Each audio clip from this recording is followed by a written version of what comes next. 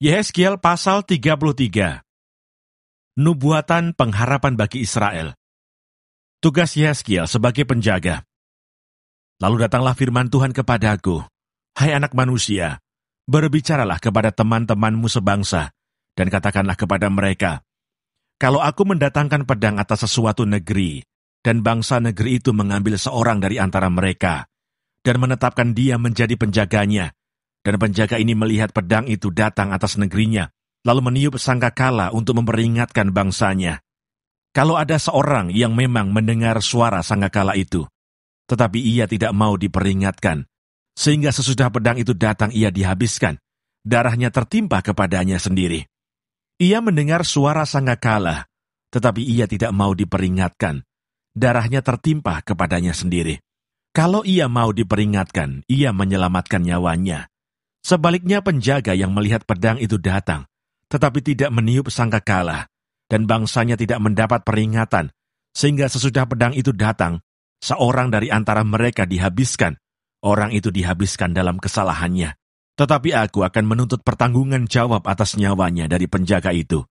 Dan engkau anak manusia, aku menetapkan engkau menjadi penjaga bagi kaum Israel. Bila mana engkau mendengar sesuatu firman daripadaku, peringatkanlah mereka demi namaku. Kalau aku berfirman kepada orang jahat, hai orang jahat, engkau pasti mati, dan engkau tidak berkata apa-apa untuk memperingatkan orang jahat itu, supaya bertobat dari hidupnya, orang jahat itu akan mati dalam kesalahannya. Tetapi aku akan menuntut pertanggungan jawab atas nyawanya daripadamu. Tetapi jikalau engkau memperingatkan orang jahat itu, supaya ia bertobat dari hidupnya, tetapi ia tidak mau bertobat, ia akan mati dalam kesalahannya, tetapi engkau telah menyelamatkan nyawamu. Dan engkau anak manusia, katakanlah kepada kaum Israel, kamu berkata begini, pelanggaran kami dan dosa kami sudah tertanggung atas kami, dan karena itu kami hancur, bagaimanakah kami dapat tetap hidup? Katakanlah kepada mereka, demi aku yang hidup, demikianlah firman Tuhan Allah, aku tidak berkenan kepada kematian orang fasik, melainkan aku berkenan kepada pertobatan orang fasik itu dari kelakuannya, supaya ia hidup. Bertobatlah, bertobatlah dari hidupmu yang jahat itu. Mengapakah kamu akan mati, hai kaum Israel? Dan engkau anak manusia, katakanlah kepada teman-temanmu sebangsa, kebenaran orang benar tidak menyelamatkan dia. Pada waktu ia jatuh dalam pelanggaran, dan kejahatan orang jahat tidak menyebabkan dia tersandung, pada waktu ia bertobat dari kejahatannya. Dan orang benar tidak dapat hidup karena kebenarannya, pada waktu ia berbuat dosa. Kalau aku berfirman kepada orang benar, engkau pasti hidup, tetapi ia mengandalkan kebenarannya, dan ia berbuat curang. Segala perbuatan-perbuatan kebenarannya tidak akan diperhitungkan, dan ia harus mati dalam kecurangan yang diperbuatnya. Kalau aku berfirman kepada orang jahat, engkau pasti mati, tetapi ia bertobat dari dosanya, serta melakukan keadilan dan kebenaran, orang jahat itu mengembalikan gadaian orang. Ia membayar ganti rampasannya, menuruti peraturan-peraturan yang memberi hidup, sehingga tidak berbuat curang lagi. Ia pasti hidup, ia tidak akan mati. Semua dosa yang diperbuatnya tidak akan diingat-ingat lagi. Ia sudah melakukan keadilan dan kebenaran, maka ia pasti hidup. Tetapi teman-temanmu sebangsa berkata, tindakan Tuhan tidak tepat, padahal tindakan mereka yang tidak tepat. Jikalau orang benar berbalik dari kebenarannya dan melakukan kecurangan, ia harus mati karena itu. Sebaliknya, kalau orang fasik bertobat dari kefasikannya dan ia melakukan keadilan dan kebenaran, ia pasti hidup karena itu.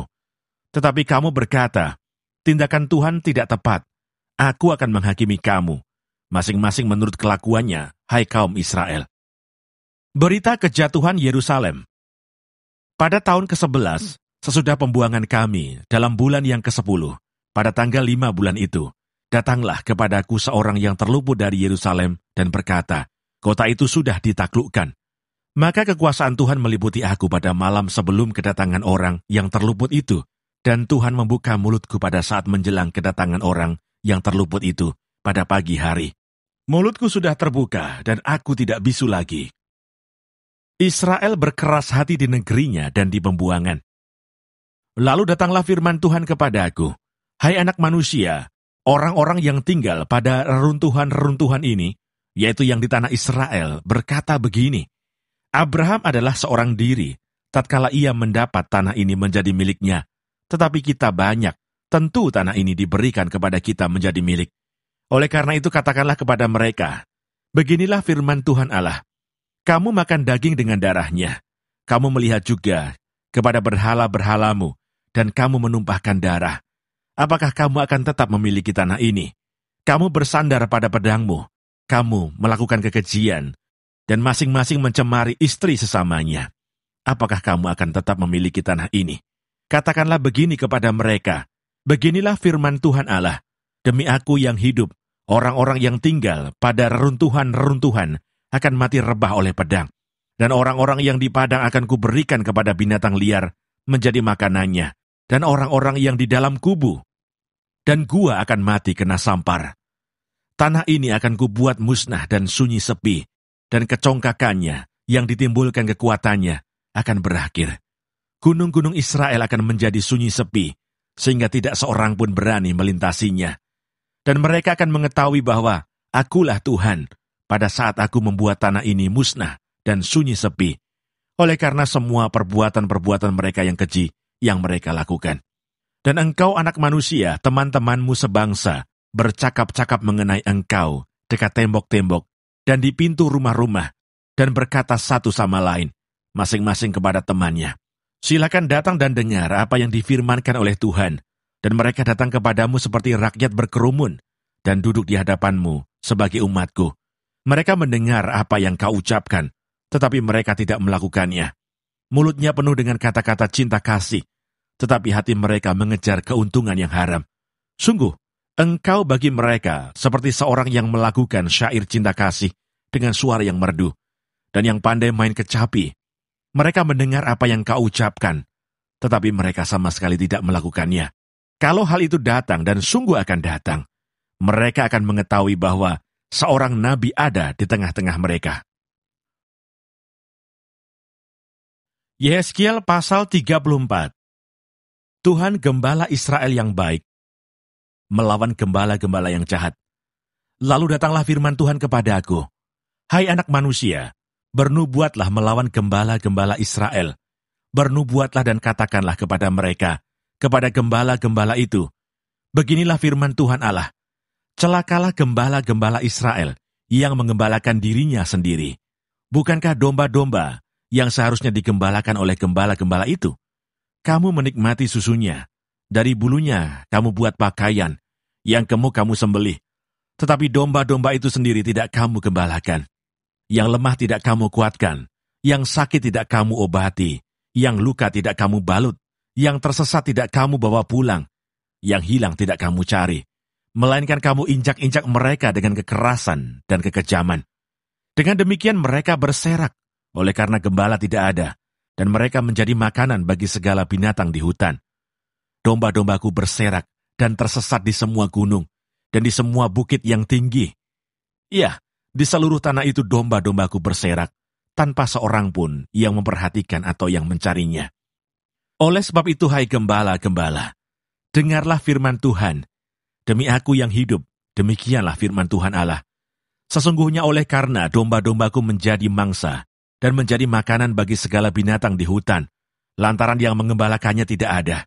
Oleh sebab gembala-gembalaku tidak memperhatikan domba-dombaku, melainkan mereka itu mengembalakan dirinya sendiri, tetapi domba-dombaku tidak digembalakannya. Oleh karena itu, hai gembala-gembala, dengarlah firman Tuhan. Beginilah firman Tuhan Allah, aku sendiri akan menjadi lawan gembala-gembala itu, dan aku akan menuntut kembali domba-dombaku dari mereka, dan akan memberhentikan mereka menggembalakan domba-dombaku. Gembala-gembala itu tidak akan terus lagi mengembalakan dirinya sendiri. Aku akan melepaskan domba-dombaku dari mulut mereka, sehingga tidak terus lagi menjadi makanannya.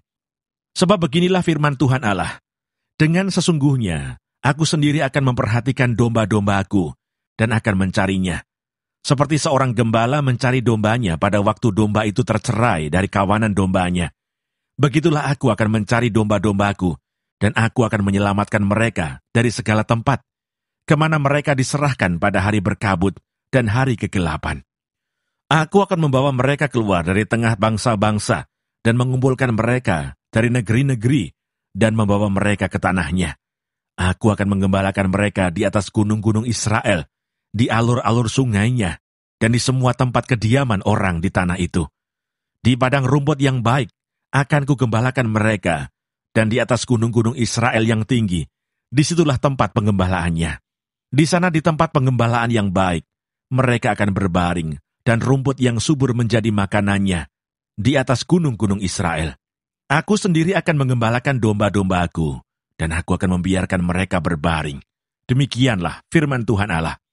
Yang hilang akan kucari, yang tersesat akan kubawa pulang, yang luka akan kubalut, yang sakit akan kukuatkan, serta yang gemuk dan yang kuat akan kulindungi. Aku akan menggembalakan mereka sebagaimana seharusnya. Dan hai kamu domba-domba-Aku, beginilah firman Tuhan Allah. Sungguh, Aku akan menjadi hakim di antara domba dengan domba, dan di antara domba jantan dan kambing jantan. Apakah belum cukup bagimu bahwa kamu menghabiskan padang rumput yang terbaik? Mesti pulakah kamu injak-injak padang rumput yang lain-lain dengan kakimu? Belum cukup bahwa kamu minum air yang jernih? Mesti pulakah yang tinggal itu kamu keruhkan dengan kakimu? Apakah domba-dombaku seharusnya memakan rumput yang sudah diinjak-injak kakimu, dan meminum air yang sudah dikeruhkan kakimu?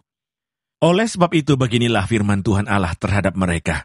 Dengan sesungguhnya, Aku sendiri akan menjadi hakim di antara domba yang gemuk dengan domba yang kurus.